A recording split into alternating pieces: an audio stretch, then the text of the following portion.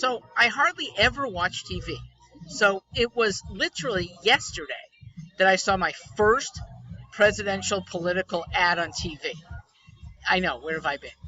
And it was kind of naturally for me from Andrew Yang, who is, I do believe, the most thoughtful in terms of expressing himself on the Democrat presidential platform. He expresses that thoughtfulness more than Pete Buttigieg, who might be just as thoughtful, but Buttigieg is a lot more careful. He's a lot more measured. Andrew's plans always deserve consideration. I've done so with so many of his micro proposals. There's an alternative to many of these proposals that he and most Democrat leaders don't consider. It's the free market. The free market, which has no government rules, and that's what makes it very fair. If judging merit is a big component of fairness, free market equals fair. Private welfare, in addition to the free market, leads to the truly best fairness possible.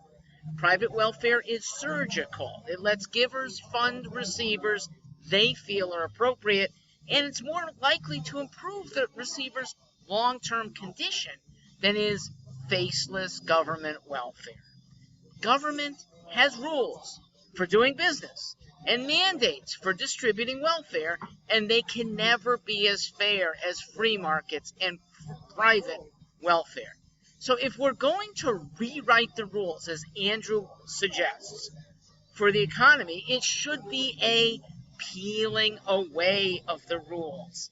State laws right now, they force young moms who'd like to braid hair in their home studios to get expensive licenses, to spend oodles of hours, 1,000 or more, in the classroom on mostly unnecessary training. Why? Because big corporate firms that do hair, supercuts for example, don't want that kind of competition. Local laws, they keep people who'd like to drive passengers from opening their own business. Only a few rich medallion holders can run these cab businesses. And what does that do to the drivers? They have to work like 11 hours before they start in a day, before they start paying off the rental rate and the expenses they incur. If we want to rewrite federal rules, how about helping parents with kids by eliminating their income taxes, and that includes their Social Security taxes? How about letting veterans attend the hospitals and the clinics that they want, that are near, and that specialize in what they need, instead of sending them to a designated VA hospital? The VA is the epitome of badly managed care. Good doctors, good professionals within them, but a system that does not serve its patients well enough. Yet Andrew and many of the leading Democrats, they want to shackle with us with more rules that make small clinics have to spend higher percentages to comply with.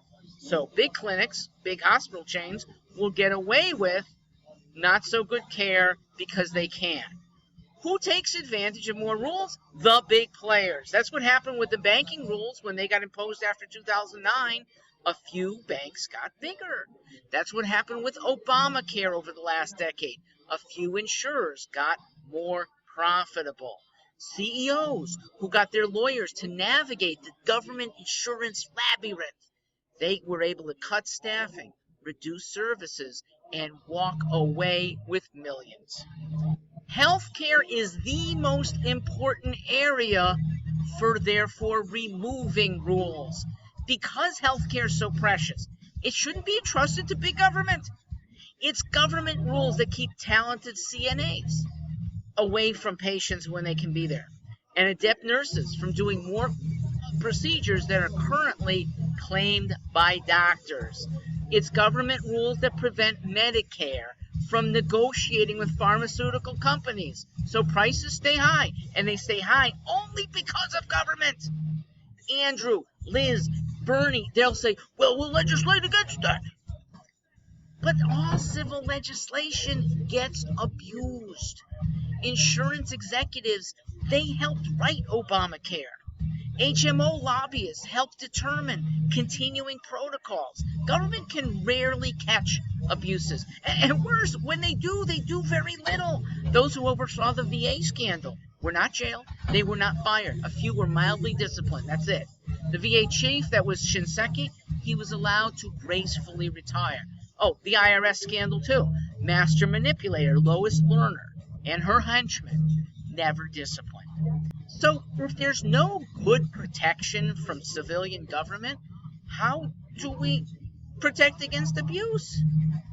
It's called the free market. When consumers can choose the services they want and go elsewhere for services that disappoint and pay the prices they want, which become lower because there's competition, price goes down, quality goes up. Democrat leaders are loath to leave our welfare to the free market, in part because these leaders, they lose some of their power. It is time for Democrat voters to jettison the big government desires of their leaders. Andrew's not yet in government service, but when he asked for more rules and changed rules, he's acting in large part like most of those other Democrats who've led us into this fiscal and moral mess. Fewer rules is the way out. Trust fellow citizens. We will always do better than just a few bureaucrats. And please look to liberty-minded candidates like those in the Epic Party to serve us far better. I'm Mark Stewart, founder of the Epic Party, still in the primaries though. You can vote for me if you're a Democrat or an independent or a write-in type of Republican. I will be there on the ballot for you. Thank you for listening. Semper Fi.